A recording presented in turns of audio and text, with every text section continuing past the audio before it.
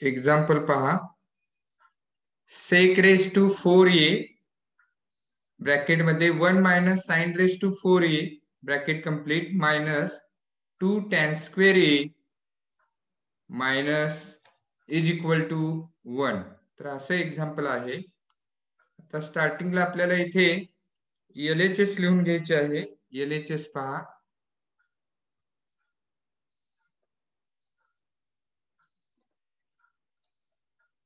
LHS is equal to sec raised to 4a in bracket 1 minus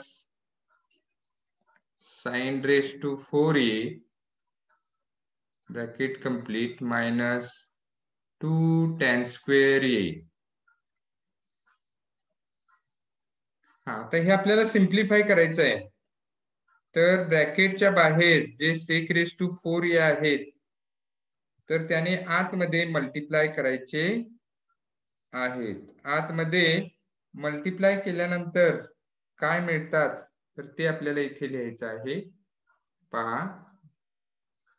is equal to sec raised to 4a into 1 म्हणजे sec raised to 4a minus sec raised to 4a into sin raised to 4a sec raised to 4a into sin raised to 4a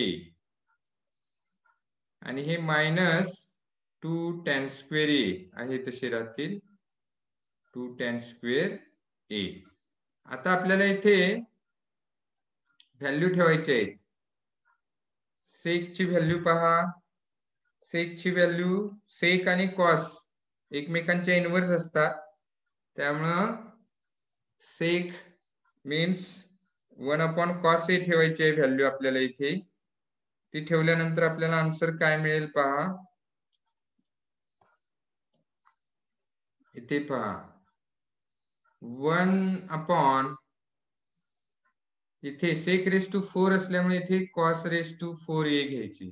cos raised to 4a minus इथे सुद्धा पहा 1/cos raised to 4a into इथे आलो आपण पहा हे sin raised to 4a minus आता tan ची व्हॅल्यू आपल्याला माहिती आहे. tan a is equal to sin a upon cos a. त्यामुळे इथे 2 इंटू स्क्वेअर असल्यामुळं sin square a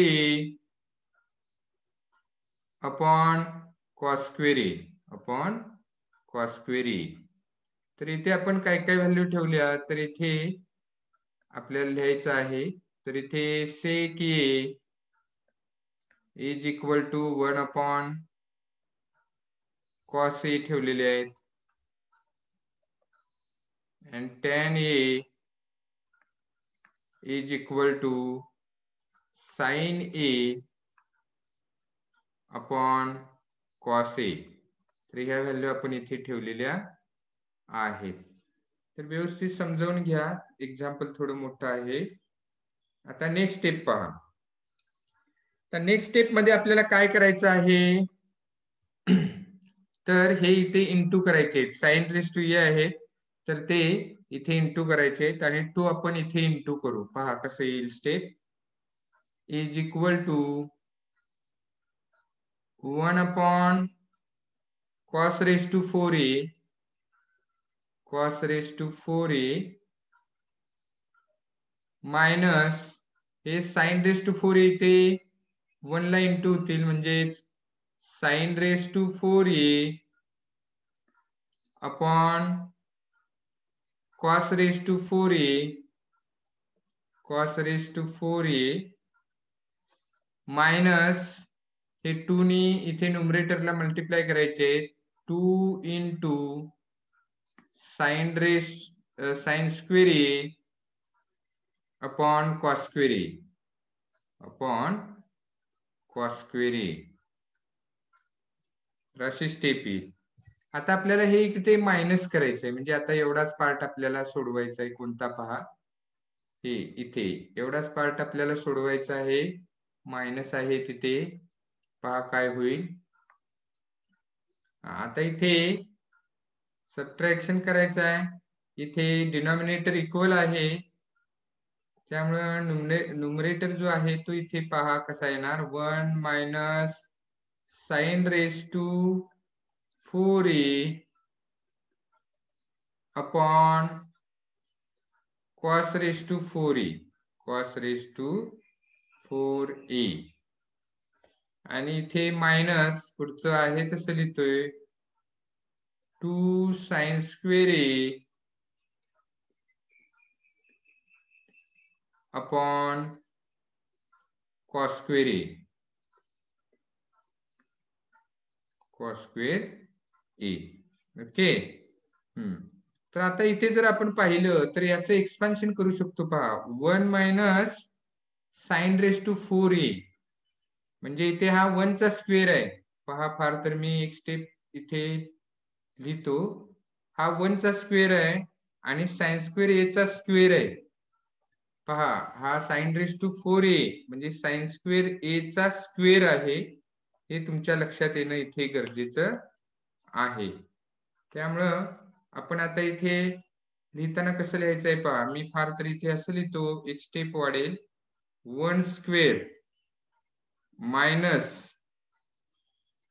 sign square a bracket square म्हणजे अर्थात त्याचे साइन रेस टू 4a आहेत. फक्त इथे 4 आहेत ते इथे 2 into 2 होतील म्हणजे साइन स्क्वेअर a चा स्क्वेअर स्क्वेअरच्या फॉर्म मध्ये लिहिल्या दोन्ही टर्म आहेत त्या. ओके.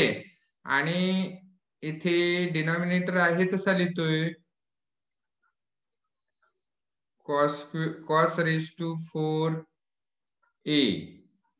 इथे पहा पुढे मायनस पुढचा पार्ट आहे तसा 2 sine square a upon cos square a. Okay. तर आता नेक्स्ट स्टेप मध्ये आपल्याला काय करायचंय पहा. याचं एक्सपान्शन करायचं आहे. a square minus b square कसं करतो आपण.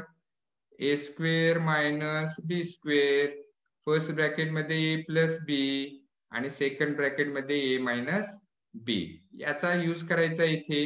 म्हणजेच आपल्याला काय मिळेल पहा. तर इथे पहा फर्स्ट ब्रॅकेट मध्ये 1 प्लस साइन स्क्वेअर a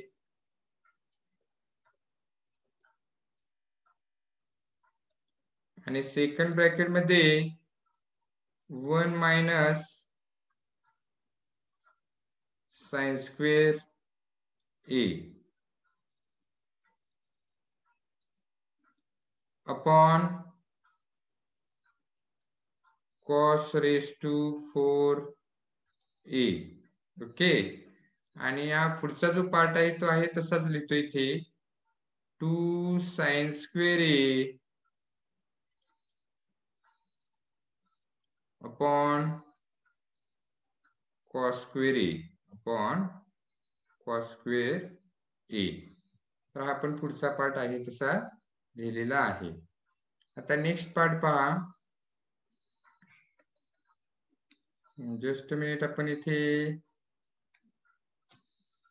थोडस हे जागा आपण तिथे तयार करू.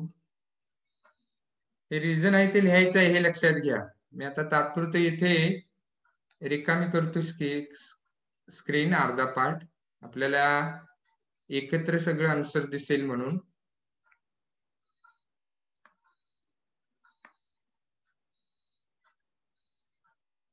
नेक्स्ट स्टेप आपल्याला आता सोडवायची आहे.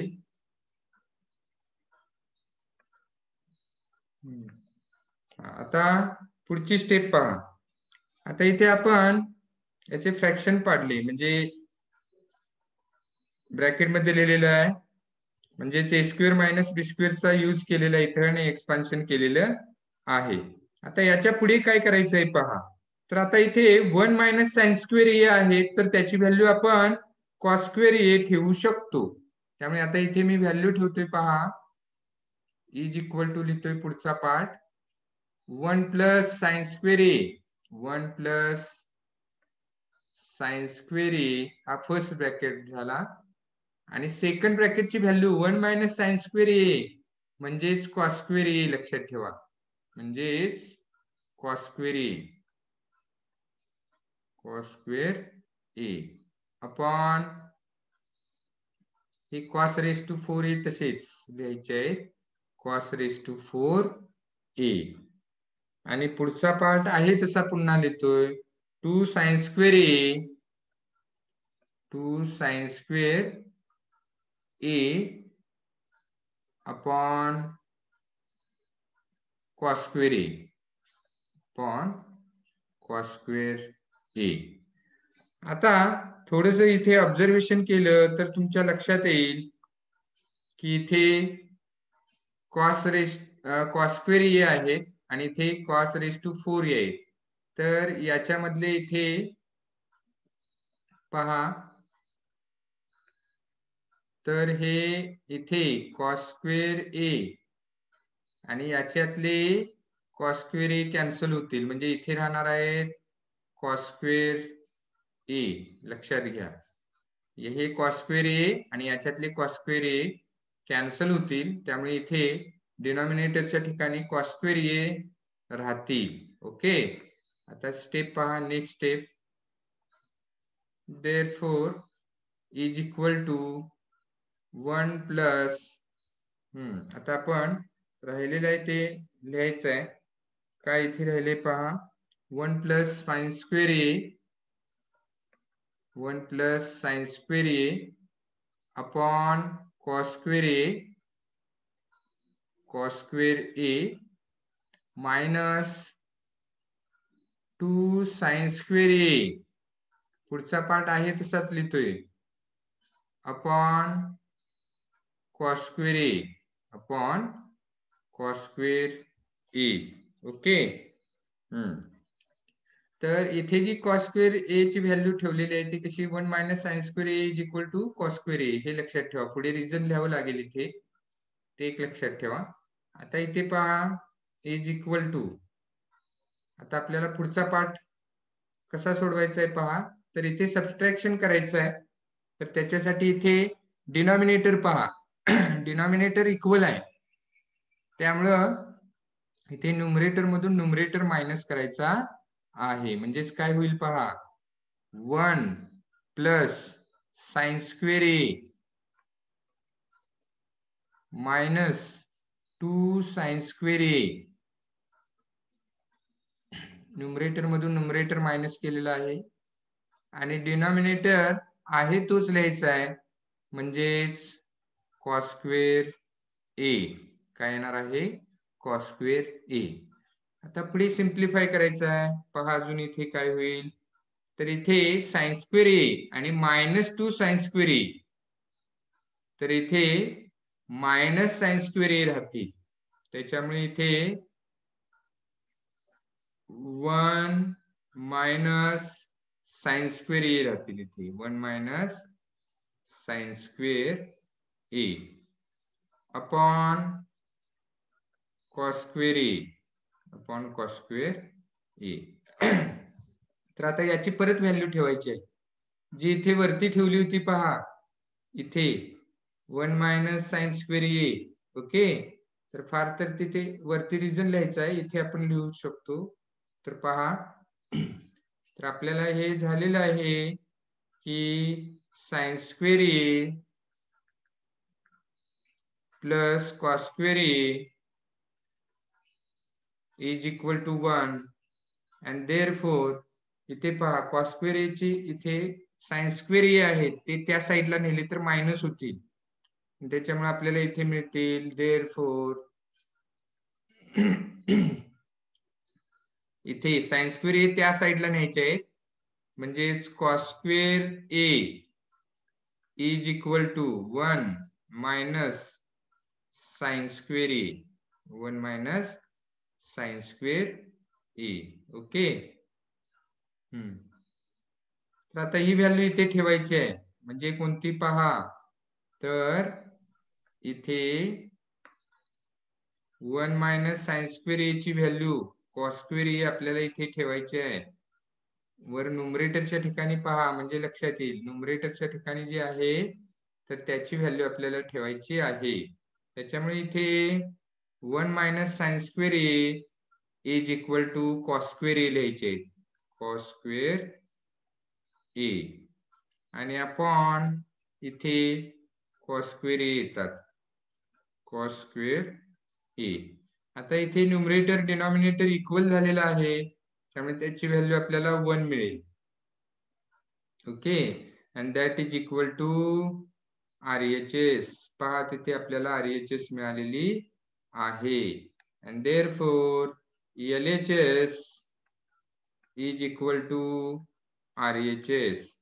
आणि लास्टला मग LHS आणि RHS आपल्याला लिहायची आहे, हे लक्षात ठेवा.